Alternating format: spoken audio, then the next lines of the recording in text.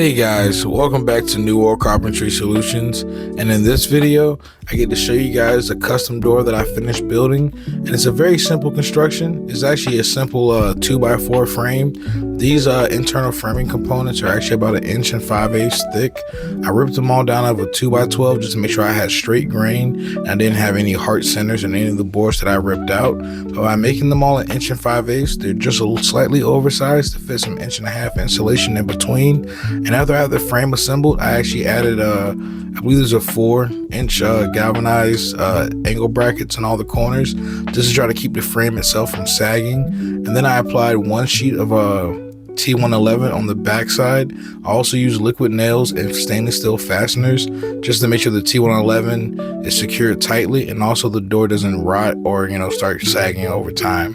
But after I have one side lined, the next thing I need to do actually is to go into putting the insulation on the back side, and all the insulation was installed after the first sheet of T111 was put on. That way I can actually use some Loctite, the power grab adhesive, smear that all over the inside of the T111, and that allowed me to drop the sheets of insulation right in there and have them nice and stuck and secure. And then when I skinned the other side with the T111, the door, even though it's technically a hollow one, it sounds and feels really solid. You tap on it, it's almost like you're tapping on a solid wooden door, but you also get the benefits of insulation, and the cost of building was significantly less than going with something like a solid wood door. And also we were trying to fit the dimensions of a garage door, so it was like 109 inches, so roughly like 252, 253 inch doors. And but after the simple frame and sub-assembly was all done, to make it finished and look like an actual door after the T111 was installed, was to make a face frame. I used 1x6 clear pine, and then I actually pocket screwed it with exterior pocket screws to make the face frame. Then that was installed with liquid nail, GRK, I believe I used 2.5, maybe 3-inch trim head screws with liquid nail and 15 gauge stainless steel nails.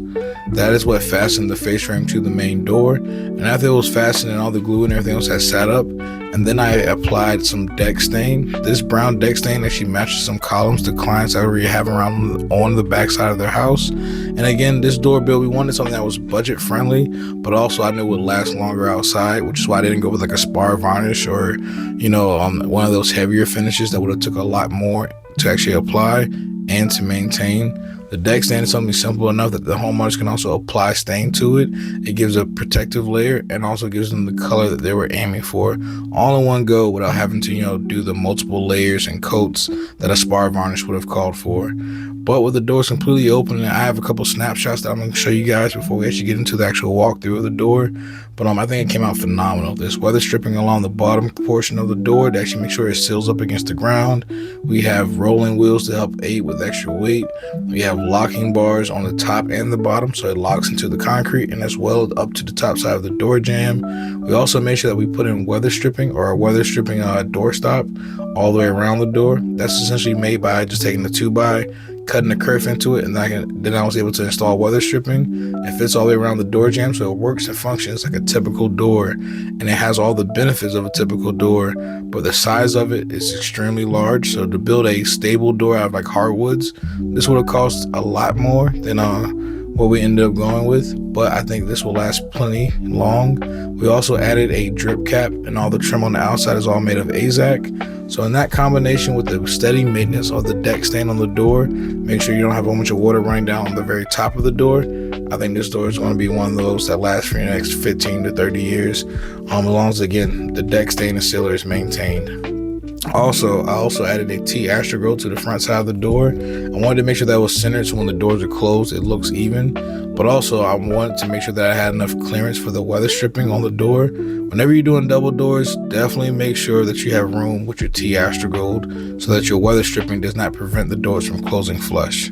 That is actually something I learned by making a mistake on another door. You guys will actually see me correct that on the mahogany door that I built. That actually ends up being that whole entire process, and I actually learned that mistake before I got into this door build.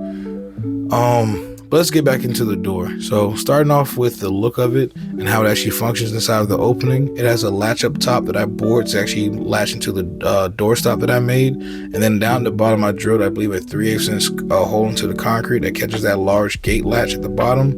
The weather stripping actually makes a really tight seal across the door when it closes.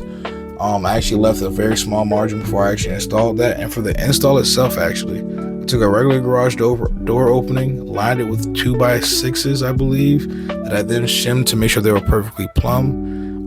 Drove in screws on the actual door framing that I added, and then I used AZAC to cover the face.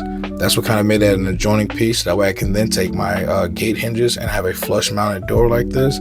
Because of the sheer thickness of the door, I wasn't able to use standard door hinges, so that led me to use the gate hinges, which made this door have to be a flush mount, which then led me to the other questions of how do I make this waterproof? Do I have the door primer sitting flush to the inside of the garage or have it sitting toward the outside? How do I make sure it seals toward the bottom? And all those questions and answers, all those questions kind of led to a series of answers. The first thing I was worried about was keeping the top from getting wet constantly, which is why I made a set of weather stripping or a drip cap on the top out of a piece of AZAC, and then I cut a kerf into the bottom of the AZAC, so any water that runs across the face of it would then get caught into that little kerf that I cut, which will break the water surface tension and keep the water from actually running back into the garage and on top of the door. I also wanted to make sure that even though the door is not a standard door, with all the other bells and whistles that you would get like a threshold, I wanted to make sure that it was nice and tight across the ground. So I actually added a 3/4 inch thick weather stripping and then rose the door itself up off the ground by about a 1/2 inch.